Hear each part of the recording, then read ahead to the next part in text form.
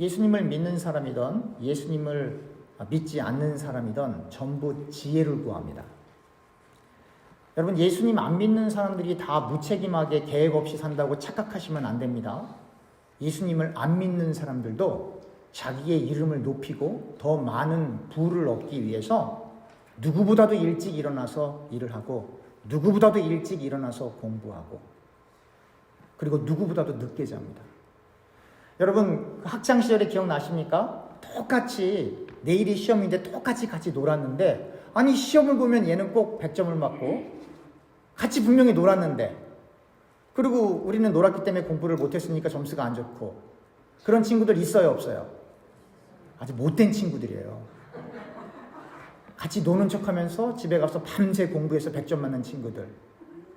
그래서 제 친구 중에 하나가 고등학교 때 생각해보니까 그 당시에 커피를 날마다 이만큼 마셨어요. 매일. 그 얘기는 낮에는 친구들하고 놀고 밤에는 뭐 했다는 얘기예요. 그러니까 예수님을 안 믿어도 세상에서 출세하고 싶고 세상에서 훌륭해지고 싶고 이런 사람들도 세월을 아낍니다. 그런데 그걸 아셔야 돼요. 그렇게 열심히 공부를 했던, 그렇게 열심히 일을 했던, 그래서 그가 원했던 부, 그가 원했던 힘, 그렇게 갖게 되면, 그래서 더 이상 그렇게 열심히 일할 필요가 없고, 더 이상 그렇게 공부할 필요가 없으면 그 남자들이 어떤 일 합니까? 조광지철을 몰라봅니다. 그 다음부터. 그래서 막장 드라마가 쓰이는 거예요. 그 다음부터. 예수가 없으면 그 안에. 그러니까 예수 없이 힘과 권력을 가지면 그게 독인 거예요. 그 사람들에게는. 가정도 깨지고요. 깨지진 않더라도 위태위태하고요. 자녀들과의 관계도 별로 안 좋고요. 많은 사람들이 기독교를 오해해요. 막 영화 같은 데서 자꾸 나오니까 막 교회 다니면 막 산속에 들어가서 막 3개월 동안 안 나오고 막 전도만 하러 다니고. 이 광신, 그건 기독교 신앙 아니에요, 여러분. 그건 광신이에요.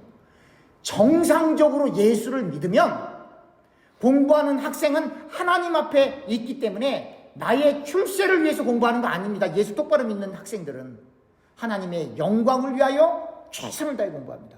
잘하고 못하고는 그 다음 문제고. 비즈니스 하시는 분들도 하나님의 영광을 생각하는 사람들은 나 그냥 돈 벌려고 버는 거 아니에요, 여러분. 하나님의 영광을 위하여 나에게 주어진 재화 가운데 최선을 다해 일하는 거예요. 예수를 제대로 믿으면 회사에 들어가도 올곧하게 내 사장님은 김씨, 이씨가 아니고 내 사장님은 하나님이야. 그래서 하나님 앞에 서서 정직하게 일을 하는 거예요. 누가 보든 안 보든 성실하게. 그게 정상적으로 예수를 믿는 거예요. 그리고 정상적으로 예수를 믿으면 정상적으로 예수 믿는 가장이 엄한데 눈 돌리겠어요? 가정을 돌보게 돼 있는 거예요.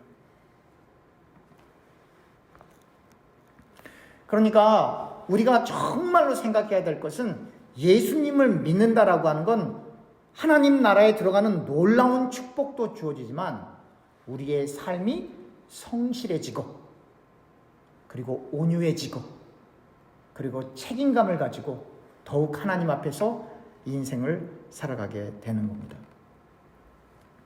오늘 본문 15절에 이렇게 써 있습니다. 그런즉 너희가 어떻게 행할지를 자세히 주의하여 지혜 없는 자같이 하지 말고 오직 지혜 있는 자같이 하여 16절 세월을 아끼라 때가 악하니라. 때는 1세기에도 악했지만 오늘날도 너무 악한 시대를 우리가 살아가고 있습니다. 엊그저께 뉴스를 보니까 이 필라델피아에서 고등학생들이 버스 기다리고 있는데 이유도 없이 그냥 총으로 다 쏴 죽였어요. 한 번만 쏜 게 아니라 한 사람은 여러 번 쐈다고요. 이유도 없이.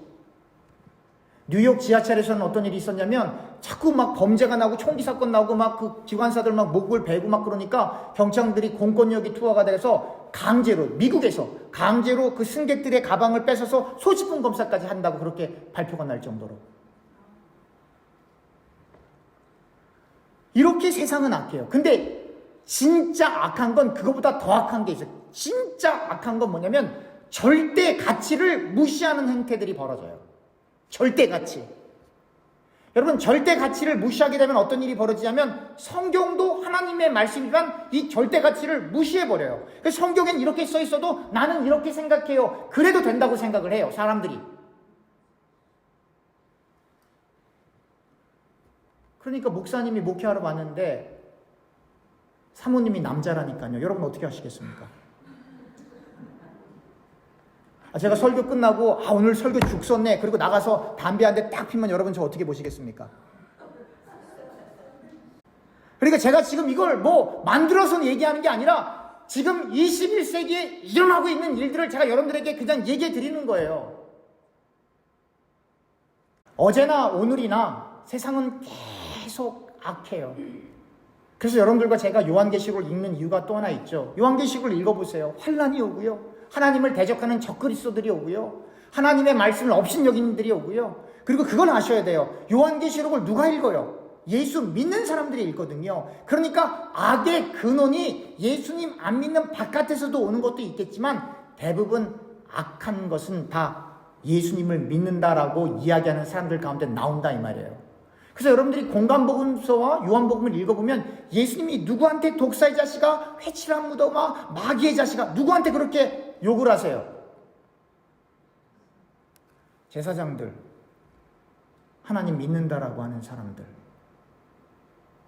그 사람들한테 그렇게 얘기를 하는 거예요. 왜요? 그 사람들이 말씀을 모르고 말씀을 가리키니까 장님을 인도할 뿐만 아니라 사람들로 하여금 예수님이 거기 있음에도 불구하고 예수를 못 믿게 하니까 오히려 사람들을 선동해서 예수님이신 하나님이 거기 계심에도 불구하고 그 예수를 십자가에 못 박아 버리려고 하니까. 그러니까 하나님을 대적하는 존재 적그리스도는 교회 바깥에 있는 게 아니라 교회 어디에 있다? 안에 있다.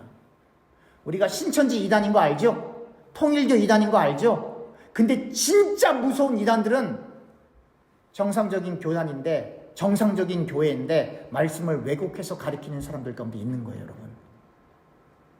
기독교 바깥에 있는 게 아니라.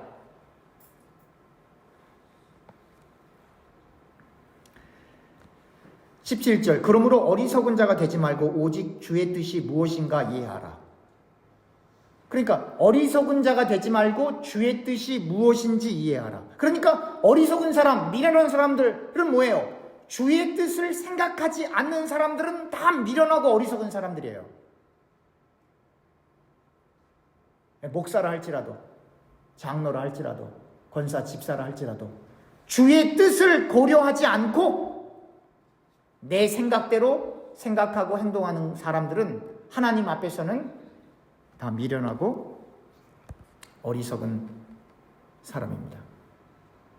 그래서 여러분들과 제가 말씀을 나누는 거예요.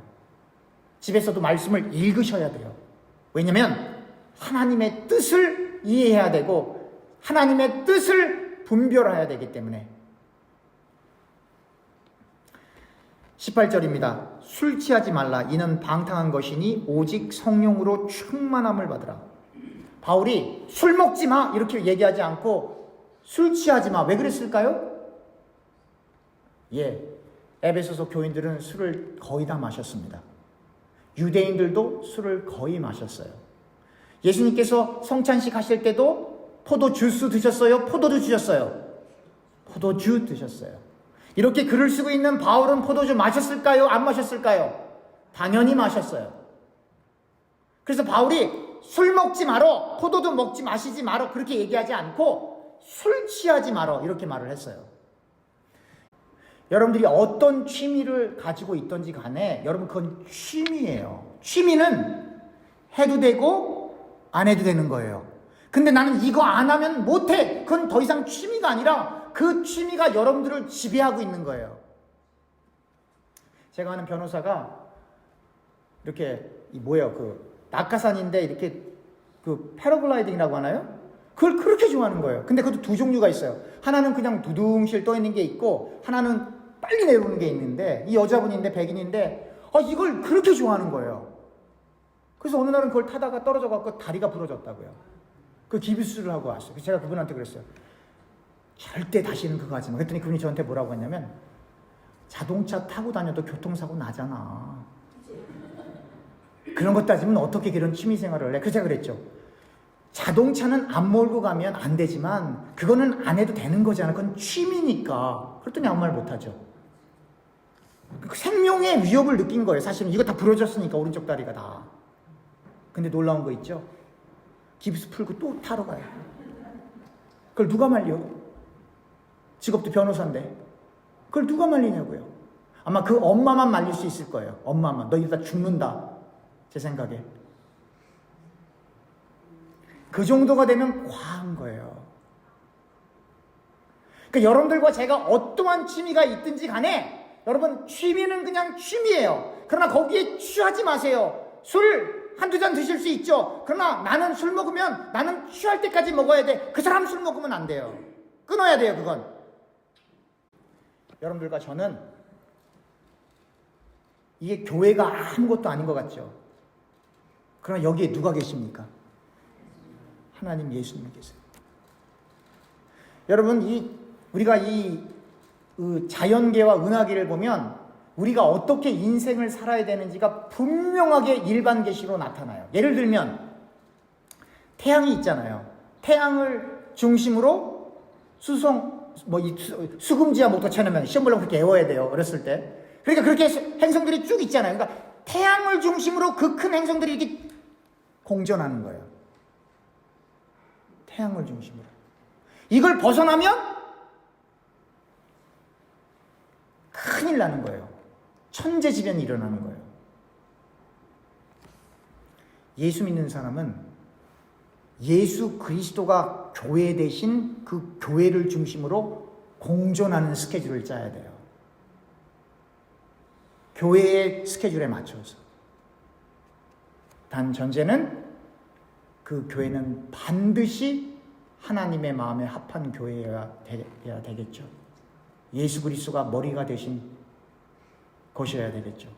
여러분 그런 생각 안 하십니까? 하나님이 어디를 통해서 하나님의 말씀을 전달해 주세요? 교회를 통해서 하나님의 말씀을 전달해 주세요. 교회를 통해서. 그러면 교회에서 가장 중요한 게 뭐겠어요? 전통일까요? 아니죠. 형식일까요? 아니죠. 네, 맞습니다. 말씀이에요. 교회는 하나님의 말씀을 온전히 나누는 곳이어야만 해요. 나머지는 다 옵션. 찬양을 제가 무시하는 거 아닙니다. 식사하는 걸 무시하는 게 아니에요. 저렇게 파워포인트 올라오는 걸 무시하는 게 아니에요. 그러나 이 모든 활동들은 전부 말씀을 효과적으로 나누기 위해서 준비된 것임을 여러분 다 알고 계시죠?